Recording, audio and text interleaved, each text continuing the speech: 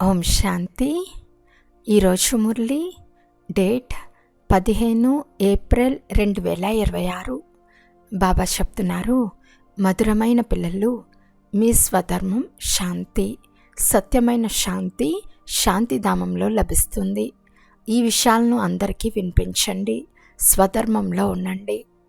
ప్రశ్న: ఇప్పుడు మీరు మాత్రమే చదువుతున్న ఏ జ్ఞానం ఒక్క తండ్రి వద్ద మాత్రమే ఉంది? జవాబు: పాపపుణ్యాల జ్ఞానం. భారతవాసులు ఎప్పుడు తండ్రిని నిందించటం ప్రారంభిస్తారో అప్పుడు పాపాత్ములుగా అవుతారు. ఎప్పుడు తండ్రిని డ్రామాను తెలుసుకుంటారో అప్పుడు పుణ్యాత్ములుగా అవుతారు. ఈ చదువును పిల్లలైన మీరిప్పుడు మాత్రమే చదువుతారు. అందరికీ సద్గతిని ఇచ్చేది ఒక్క తండ్రి మాత్రమే అని మీకు తెలుసు.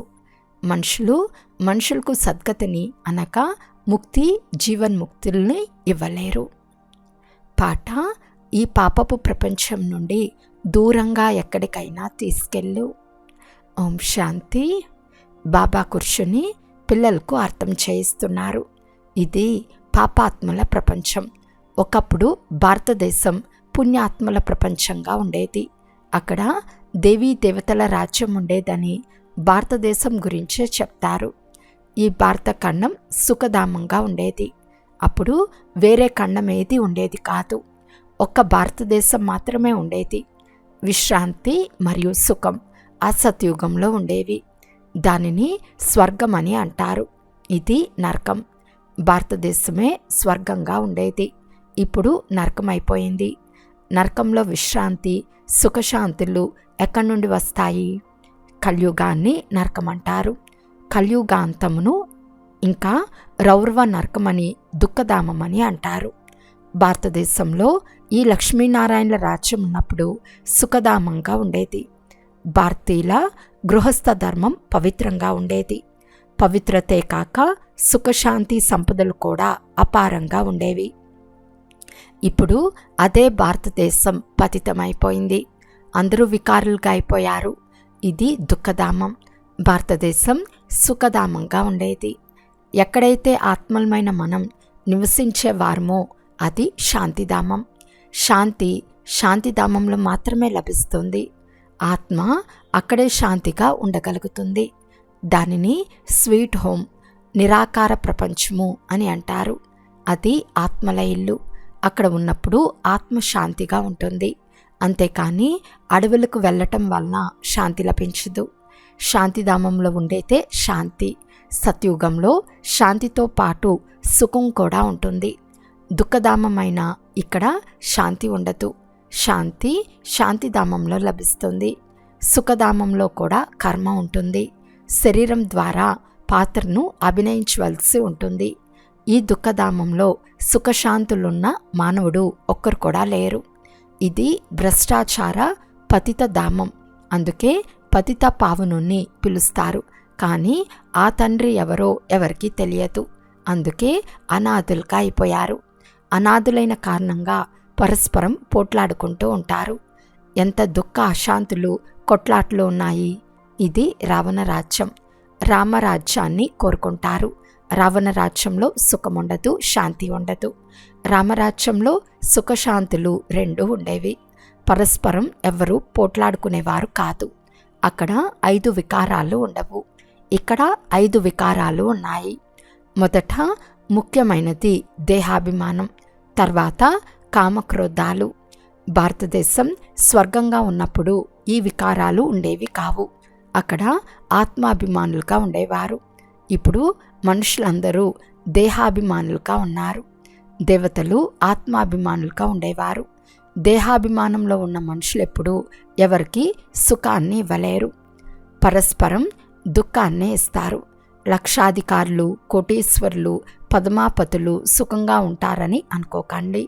ఇది అంతా మాయాడంబరం, అట్టహాసం. ఇది మాయారాజ్యం.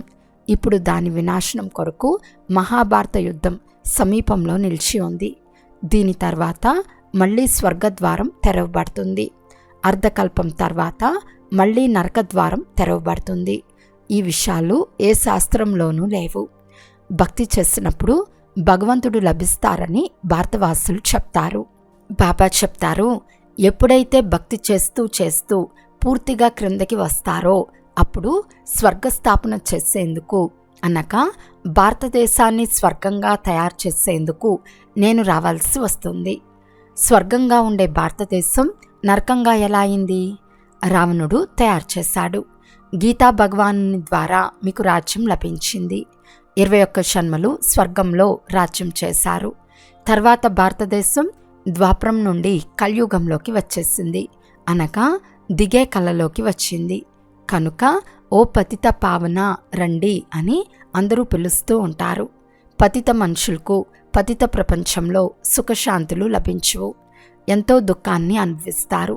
ఒకరోజు ధనం దోచుకోబడుతుంది, మరొక రోజు దివాలా తీస్తారు, ఇంకో రోజు రోగిగా అవుతారు. దుఃఖమే దుఃఖం కదా. ఇప్పుడు మీరు సుఖశాంతుల వారసత్వాన్ని పొందేందుకు పురుషార్థం చేస్తున్నారు. తండ్రి ద్వారా స్వర్గ వారసత్వాన్ని తీసుకునేందుకు పురుషార్థం చేస్తున్నారు. సదా సుఖీలుగా చేసేవారు ఒక్క తండ్రి మాత్రమే. సదా దుఃఖితులుగా చేసేవాడు రావణుడు. ఈ విషయాలు భారతవాసులకు తెలియవు. సత్యుగంలో దుఃఖము అనే మాటే ఉండదు. ఎప్పుడు ఏడవలసిన అవసరం ఉండదు. సదా సుఖమే సుఖముంటుంది. అక్కడ దేహాభిమానము అనగా కామక్రోధాలు మొదలైనవి ఉండవు. ఎప్పటి వరకు 5 వికారాలను దానంగా ఇవ్వరో అప్పటి వరకు దుఃఖము అనుగ్రహణం వదలదు. దానమిచ్చినట్లయితే గ్రహణం వదులుతుందని అంటారు కదా.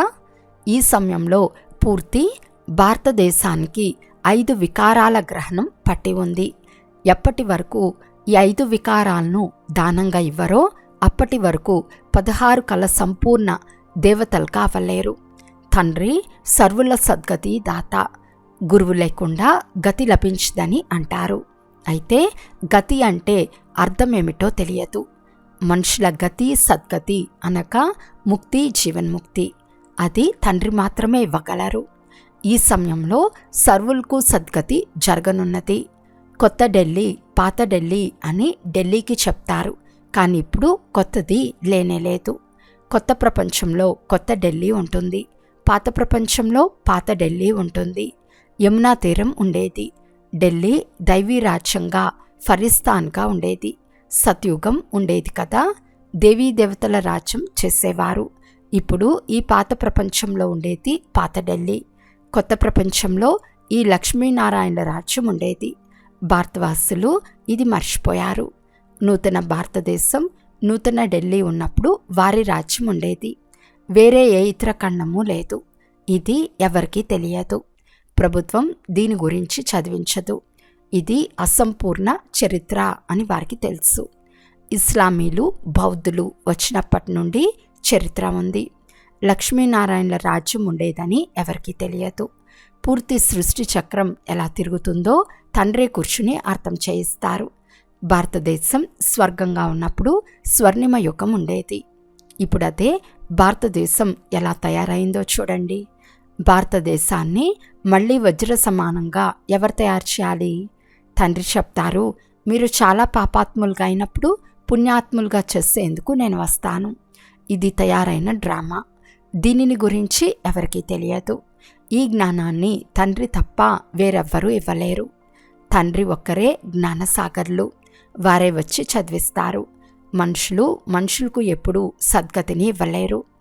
ఎప్పుడు దేవీ దేవతలుండేవారో అప్పుడు అందరూ పరస్పరం ఒకరికొకరు సుఖాన్ని ఇచ్చుకునేవారు. ఎవరూ అనారోగ్యంగా రోగులుగా అయ్యేవారు కారు. ఇక్కడ అందరూ రోగులే. మళ్ళీ స్వర్గాన్ని తయారు చేసేందుకు ఇప్పుడు తండ్రి వచ్చారు. తండ్రి స్వర్గాన్ని తయారు చేస్తారు. రావణుడు నరకాన్ని తయారు చేస్తాడు. ఈ ఆట గురించి ఎవరికీ తెలియదు. శాస్త్రాల జ్ఞానం, ఫిలాసఫీ, భక్తి మార్గం అవేవి సద్గతి మార్గాలు కావు. ఇది ఏ శాస్త్రాల ఫిలాసఫీ కాదు. తండ్రి ఏ శాస్త్రాలను వినిపించారు? ఇక్కడున్నది ఆధ్యాత్మిక జ్ఞానం. తండ్రిని ఆధ్యాత్మిక తండ్రి అని అంటారు. వారు ఆత్మల తండ్రి. తండ్రి చెప్తారు, నేను మనుష్య సృష్టికి బీజరూపుణ్ణు, కనుక జ్ఞానసాగరుణ్ణు. ఈ మనుష్య సృష్టి రూపీ వృక్ష ఆయువు ఎలా వృద్ధి చెందుతుందో, మళ్ళీ భక్తి మార్గం ఎలా ప్రారంభమవుతుందో నాకు తెలుసు. పిల్లలైన మీకు ఈ జ్ఞానాన్ని ఇచ్చి స్వర్గాధిపతులుగా చేస్తాను. తర్వాత మీరు యజమానులుగా అవుతారు. ఈ జ్ఞానం మీకు ఒక్కసారి మాత్రమే లభిస్తుంది, తర్వాత అదృశ్యమైపోతుంది. సత్యత్రేతాయుగాలలో ఈ జ్ఞానం అవసరం ఉండదు. ఈ జ్ఞానం కేవలం బ్రాహ్మణులైన మీకే ఉంది. దేవతలకు ఈ జ్ఞానం లేదు, కనుక పరంపరగా ఈ జ్ఞానం వచ్చేందుకు వీలు లేదు. ఇది కేవలం పిల్లలైన మీకు ఒక్కసారి మాత్రమే లభిస్తుంది. దీని ద్వారా మీరు జీవన్ముక్తులుగా అవుతారు, తండ్రి నుండి వారసత్వం పొందుతారు. మనసుకు శాంతి ఎలా లభిస్తుందని అడుగుతూ మీ వద్దకు చాలామంది వస్తారు. కానీ ఇలా అనటం తప్పు. ఎలా శరీరానికి అవయవాలున్నాయో అలాగే మనస్సు, బుద్ధి కూడా ఆత్మకు అవయవాలు. ఆత్మను రాతి బుద్ధి నుండి పారస్బుద్ధిగా తండ్రే వచ్చి చేస్తారు. అది సత్యత్రేతాయుగం వరకు నడుస్తుంది. తర్వాత మళ్ళీ రాతి బుద్ధిగా అవుతారు. ఇప్పుడు మళ్ళీ మీరు రాతి బుద్ధి నుండి పారస్బుద్ధి గలవారిగా అవుతారు. మీ పారస్బుద్ధిలో మలినం చేరుతూ వచ్చింది. ఇప్పుడు మళ్ళీ పారస్బుద్ధిగా ఎలా అవ్వాలి? తండ్రి చెప్తారు, ఓ ఆత్మ, నన్ను స్మృతి చేయండి. స్మృతి యాత్ర ద్వారా మీరు పవిత్రులుగా అవుతారు.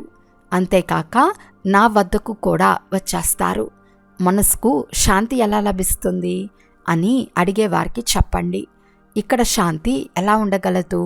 ఇది దుఃఖధామం. ఎందుకంటే అందరిలో వికారాలు ప్రవేశించి ఉన్నాయి. బేహద్దు తండ్రి నుండి మాత్రమే శాంతి లభించగలదు. రావణుని జతలో చేరటం వలన పతితులుగా అయిపోతారు. తర్వాత తండ్రి ద్వారా ఒక్క సెకండ్లో పావనులుగా అవుతారు. మీరిప్పుడు తండ్రి నుండి జీవన్ముక్తి వారసత్వాన్ని తీసుకునేందుకు వచ్చారు. తండ్రి జీవన్ముక్తిని వారసత్వంగా ఇస్తారు. రావణుడు జీవన బంధనాన్ని శాపంగా ఇస్తాడు. కనుక ఇక్కడ దుఃఖమే దుఃఖముంది. డ్రామాను గురించి కూడా తెలుసుకోవాలి. దుఃఖధామంలో ఎవరికి సుఖశాంతులు లభించవు. శాంతి ఆత్మలమైన మన స్వధర్మం. శాంతిధామం ఆత్మల ఇల్లు. నా స్వధర్మం శాంతి అని ఆత్మ చెప్తుంది. ఈ వాయిద్యాన్ని అంటే శరీరంను ఉపయోగించాను, కూర్చుండిపోతాను. కానీ ఎంతవరకు కూర్చోగలరు? కర్మ ఏమో తప్పకుండా చేయాలి కదా. ఎంతవరకు మానవులు డ్రామాను అర్థం చేసుకోలేరో అప్పటి వరకు దుఃఖితులుగా ఉంటారు. నేను పేదల పెన్నిధిని, ఇక్కడకు పేదలే వస్తారు అని తండ్రి చెప్తారు. ధనవంతులకైతే స్వర్గం ఇక్కడే ఉంది. వారి భాగ్యంలో స్వర్గ సుఖం లేనేలేదు. తండ్రి చెప్తారు, నేను పేదల పెన్నిధిని, శ్రీమంతులను పేదవారిగా, పేదవారిని శ్రీమంతులుగా చేస్తాను. శ్రీమంతులు ఇంత ఉన్నత పదవిని పొందలేరు, ఎందుకంటే ఇక్కడ శ్రీమంతులకు నష ఉంది. అయితే ప్రజల్లో వచ్చేస్తారు. స్వర్గంలోకైతే తప్పకుండా వస్తారు, కానీ ఉన్నత పదవిని పేదవారు పొందుతారు. పేదవారు శ్రీమంతులుగా అవుతారు. మేము ధనవంతులమని వారికి దేహాభిమానం ఉంటుంది కదా. కానీ బాబా చెప్తారు, ఈ ధన సంపదలన్నీ మట్టిలో కలవనున్నవి, వినాశనం కానున్నవి. ఆత్మాభిమానులు కావటంలో చాలా శ్రమ ఉంది. ఈ సమయంలో అందరూ దేహాభిమానులే. ఇప్పుడు మీరు ఆత్మాభిమానులుగా అవ్వాలి. నేను 84 జన్మలు పూర్తి చేశానని ఆత్మ చెప్తుంది. నాటకం పూర్తి అవుతుంది. ఇప్పుడు తిరిగి ఇంటికి వెళ్ళాలి. ఇప్పుడు ఇది కలియుగ అంతిమ, సత్యుగ ఆదిల సంగమం. తండ్రి చెప్తారు, ప్రతి 5000 సంవత్సరముల తర్వాత భారతదేశాన్ని మళ్ళీ వజ్ర సమానంగా చేసేందుకు వస్తాను. ఈ చరిత్ర భూగోళాలను తండ్రి మాత్రమే అర్థం చేయించగలరు.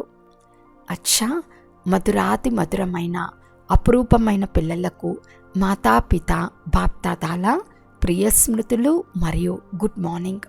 ఆత్మిక పిల్లలకు ఆత్మిక తండ్రి నమస్తే.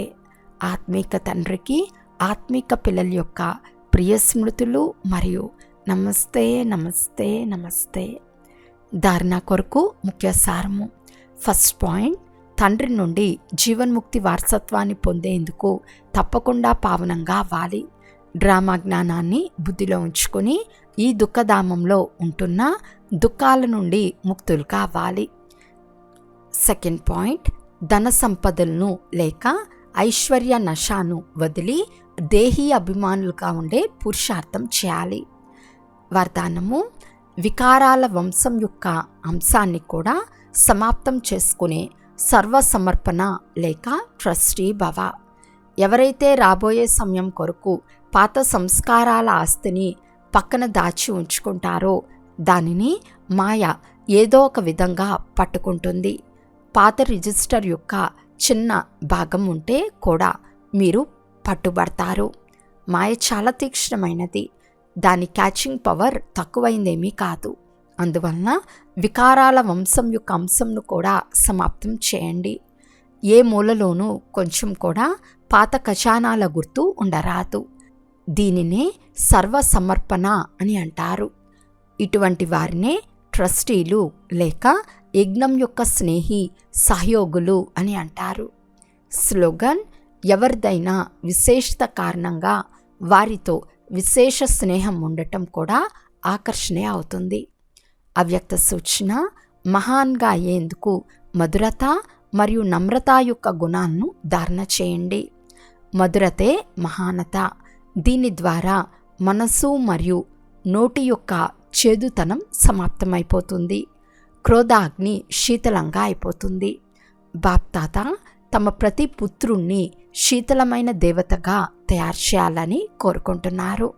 అందువలన మధురతా గుణాన్ని ధారణ చేయండి. మీ ముఖం కూడా మధురంగా ఉండాలి.